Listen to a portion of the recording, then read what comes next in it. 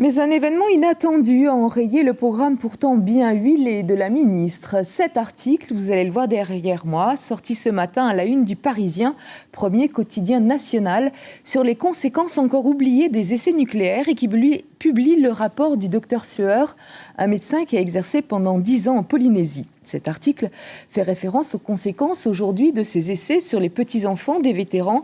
Les associations anti-nucléaires attendaient la ministre en début d'après-midi à Pirée. Le récit de Thierry Stampfler, Ayata Taraou et Miko Van Fau. Dans une journée très chargée mais à l'atmosphère détendue, le fait nucléaire est une nouvelle fois apparu comme un sujet plus délicat pour un ministre de la République. Alors qu'elle s'apprête à rencontrer des associations de femmes et d'aide à la famille, Annick Girardin est accueillie par une trentaine de militantes de l'association 193. Une femme qui souffre d'une maladie radio-induite endure les mêmes formes de violence que celles subies dans le cadre des violences intrafamiliales, à savoir les violences physiques, psychologiques, économiques, allant même jusqu'à l'homicide. Vous espérez qu'elle s'arrête et vienne vous voir ?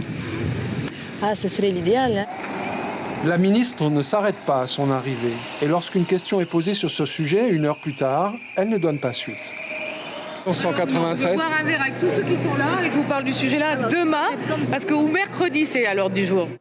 Et pourtant, les journaux Le Parisien et Aujourd'hui en France, très lus en métropole, publient aujourd'hui 2 pages très complètes sur le sujet nucléaire en Polynésie et notamment sur les graves dégâts de santé occasionnés aux générations d'aujourd'hui. À la sortie de la mairie de Pirée, Annick Girardin s'arrête cette fois pour parler avec les militants. Je connais votre combat. Depuis que je suis au ministère, c'est un sujet sur lequel j'ai travaillé, notamment avec les parlementaires. Je dirais que c'était un minimum. C'était un minimum parce qu'on est là et parce que c'est vraiment une demande de l'ensemble des populations polynésiennes. L'association 193 sera représentée par un de ses membres mercredi lors du grand débat sur le nucléaire, mais un des conseillers du ministre recevra le mouvement plus longuement mercredi toujours.